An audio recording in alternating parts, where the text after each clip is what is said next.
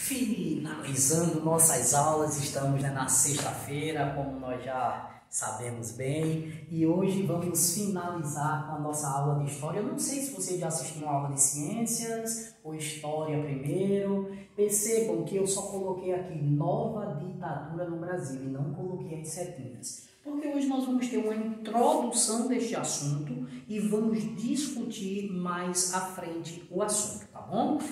Desde já, História, página 444 e 445, a atividade da página 445.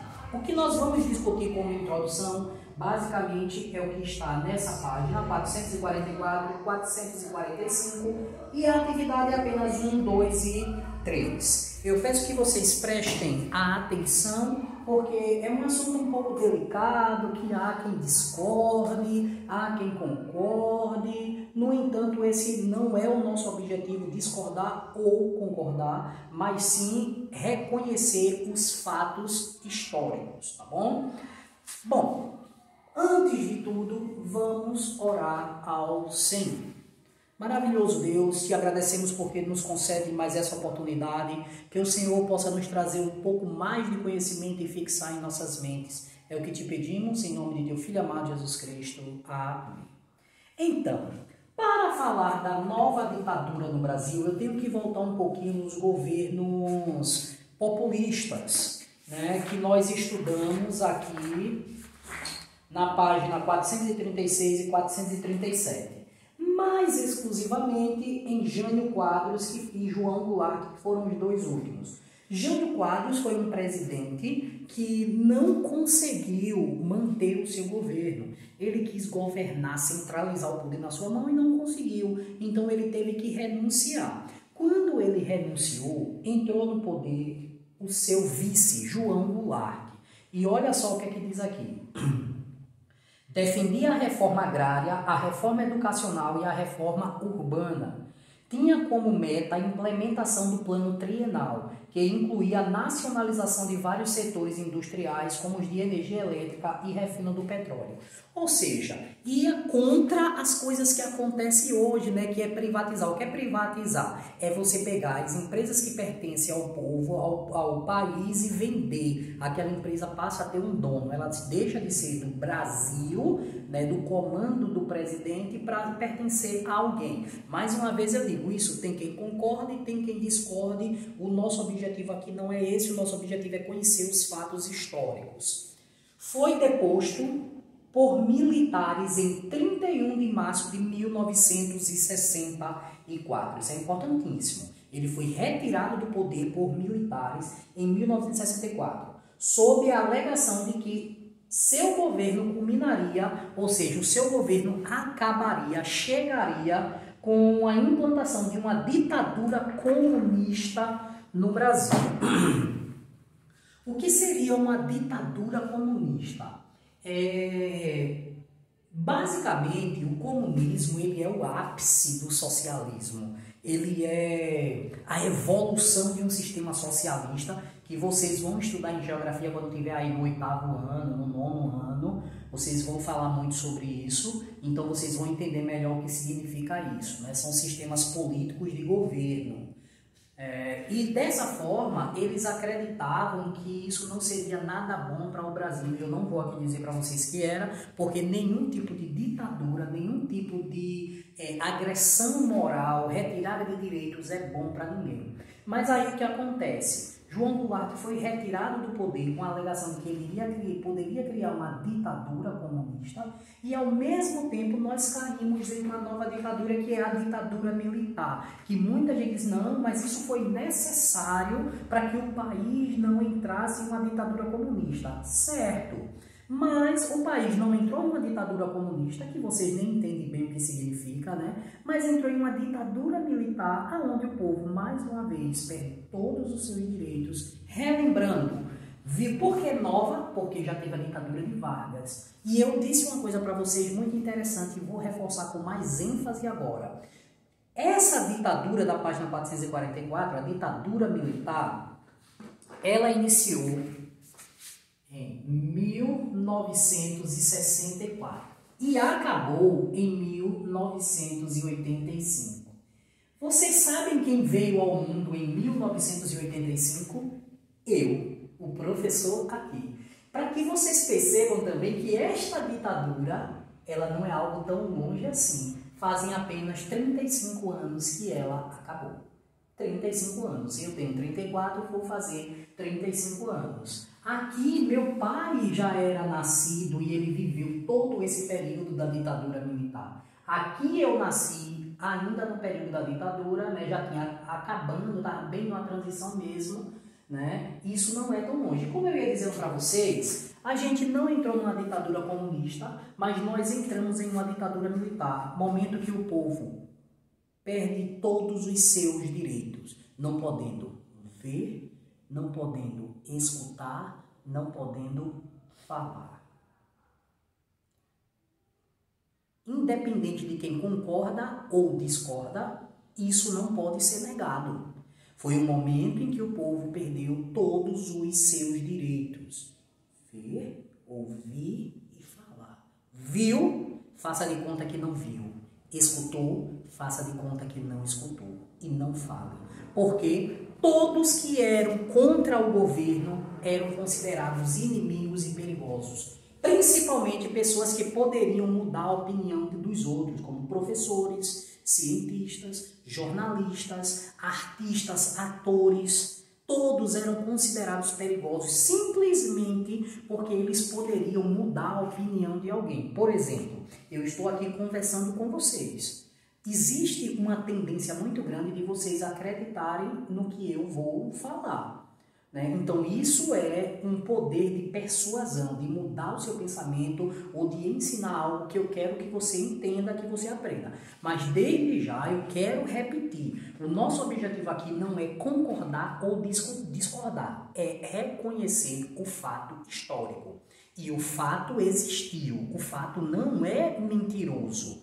Agora, tem pessoas que discordam das situações por isso ou por aquilo, tudo bem, mas que os fatos ocorreram sim. Eu tenho uma prova real que é meu pai. Meu pai nasceu em 1964 e viveu todo o período da ditadura. Quando a ditadura acabou, meu pai já era um rapaz com mais de 20 anos de idade. Meu pai viveu esse período todo de adolescência, infância, adolescência e início de juventude. Então, isto aconteceu. Agora, discordar ou concordar é outra situação que não vem ao caso. Bom, como eu falei, o povo perde seus direitos, o regime político no país fica muito rigoroso. Qualquer pessoa que fosse contra o governo poderia ser presa, torturada, morta. E outro fato, muitas pessoas morreram nesse período, sumiram e até hoje não se encontrou o corpo, simplesmente porque eram pessoas que iam contra o governo, que não concordavam com o que estava acontecendo, com a perca dos direitos. Pessoas eram exiladas. O que é exílio? É quando você é colocado para fora do seu país. Muitos só voltaram a partir dessa data, de 1985, pessoas até muito conhecidas no país hoje, sabe? Então, olha só o que é que diz aqui no seu livro, só para a gente não passar batido de alguns detalhes. Em 31 de março de 1964, logo depois da retirada do poder de João Goulart, o presidente João Goulart foi deposto da presidência da República por um golpe de Estado, ou seja, ele foi retirado do poder, não acabou o mandato dele, então já começa errado a partir daí, um golpe de Estado. Executado por militares e apoiado por parte da sociedade civil. O Brasil passou então a ser governado por uma junta militar formada pelos comandantes do Exército, da Marinha e da Aeronáutica. Ou seja, esse período o Brasil ficou sem presidente e sendo governado diretamente por membros da Marinha, do Exército e da Aeronáutica. Entre eles escolhiam quem comandaria nos períodos e assim foi. Esse período considerado um dos piores períodos da história política do Brasil. Bom, continua dizendo aqui, página 444. Sobre o comando militar, o país voltou a viver um regime ditatorial, ou seja, ditadura militar. Em 1965, os partidos políticos foram dissolvidos, passando a haver legalmente apenas dois deles: a Aliança Renovadora Nacional, conhecido como Arena, Partido do Governo e o Movimento Democrático Brasileiro, o MDB, que existe até hoje, o MDB. Então veja só o que é que disse aí. Os partidos políticos foram dissolvidos, ou seja, acabou. Eles acabaram, proibiu haver partidos políticos. E sabe por quê? Para que não houvesse problema no comando. Ele simplesmente não queria que houvesse concorrência. Inclusive esse MDB, que era o partido de oposição, como o seu livro diz, ele era de oposição entre aspas. Era uma oposição falsa. Por quê? Porque se ele fosse totalmente contra o governo simplesmente eliminaria ele também. Então, um dos motivos para que o governo não quisesse partidos políticos era para que não houvesse uma oposição que também colocasse contra a parede o governo militar e toda a sua truculência, toda a sua violência, tudo que estava acontecendo naquele momento. Eles não queriam uma concorrência, eles queriam governar sós. Então, aqui continua dizendo: em geral, as pessoas consideradas perigosas pelos militares podiam ser presas, independentemente de serem estudantes, políticos da oposição, intelectuais, cientistas, artistas ou sindicalistas. Muitos dos opositores ao governo foram expulsos do país e tiveram de viver no exterior. É como eu digo para vocês. Quem era considerado perigoso nessa época? Qualquer pessoa que fosse contra o governo, fosse estudante, professor, intelectual, artista, atores, cientistas, essas pessoas eram consideradas perigosas porque poderiam colocar na cabeça de outras pessoas assuntos contra o governo. E o governo não queria que isso acontecesse. Se vocês lembram da era Vargas, Vargas, na sua ditadura, proibiu até que fosse falado mal dele nas televisões, nos rádios. Lembra disso? Criou o DIP, o Departamento de Imprensa... Esqueci, ó, fugiu da minha cabeça. Departamento de Imprensa e o P eu esqueci. Bom, mas enfim, eu sei que esse departamento era justamente para controlar tudo que era falado contra o governo. Na ditadura não foi diferente, porque eles queriam passar um papel de ser bonzinhos, e na verdade não era. É só lembrar, o povo perde todos os seus direitos. Era uma violência muito grande. As pessoas podiam ser presas, torturadas, até mortas, se fossem contra o governo.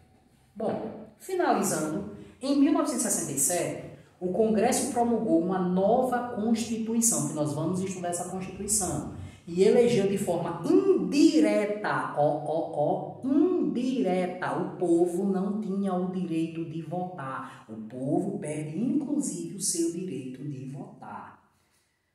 Um novo presidente, o Marechal Arthur da Costa Silva, militar. Durante seu mandato, o governo ficou mais rigoroso, reprimiu manifestações populares de forma violenta, interveio na administração dos estados e todos os municípios, suspendeu direitos políticos e passou a controlar de forma intensa a produção cultural e artística, ou seja, só produz o que eu quero. Ninguém tinha direito de se manifestar contra o governo. Ah, mas isso deixou de acontecer? Não, claro que não. E era por isso que as pessoas eram presas, exiladas, torturadas e até mortas. Volto a dizer, muitas pessoas foram mortas, desapareceram e até hoje ninguém sabe o paradeiro, não sabe. Diante desse cenário, alguns opositores do governo passaram a ver a luta armada uma alternativa para se opor ao poder dos militares. Como eu falei para vocês, era proibido ir contra o governo, mas tinha muitos opositores. E isso ocasiona diversas discussões até os dias atuais. Em 2020 isso ainda se discute. Tem um grupo que não concorda que houve uma ditadura, tem um grupo que concorda, mas contra fatos não há argumento. Sabemos sim que foi um período muito violento, que o povo perde seus direitos, o povo não tinha direito de votar, o povo não tinha direito de se manifestar, ou seja, eu mando e você obedece. Um período que as pessoas não podiam se expressar como queriam, não podiam na televisão falar nada contra o governo. Ou seja, na minha concepção, isto é uma ditadura, né? Um período altamente ditatorial, ou seja, eu mando, você obedece. E os períodos iam passando, a ditadura ia ficando ainda mais dura. Como eu falei para vocês, isso é uma introdução do nosso assunto. Vocês agora têm uma atividade a se responder sobre isso, ó, página 445. Tem o primeiro, o segundo e o terceiro, que vocês vão responder exclusivamente sobre isso. E na próxima aula continuaremos com os atos institucionais, a Constituição de 1967. Falando sobre esse período da história brasileira. E mais uma vez eu quero dizer para vocês, observem que nós estamos nos aproximando dos dias atuais. A partir do momento que eu falo 1985, o ano que eu nasci, significa que já não faz tanto tempo assim. Aqui meu pai já estava nascido, aqui eu nasci. Então veja que o período está se aproximando. Fato histórico, na minha concepção, um fato negativo que aconteceu no Brasil, mas o concordar e o não discordar não faz parte do nosso momento aqui. O que nós não podemos esquecer em nada é o que já falamos e muitas vezes aqui. O nosso maior governo é Deus. Todo governo é instituído por Deus. É Ele que coloca, é Ele que tira. Para abençoar o seu povo, ou para castigar o seu povo, ok? Não vamos esquecer disso. O nosso Deus está no controle de tudo, tá bom? Então, ótimo final de semana para vocês e até a próxima semana.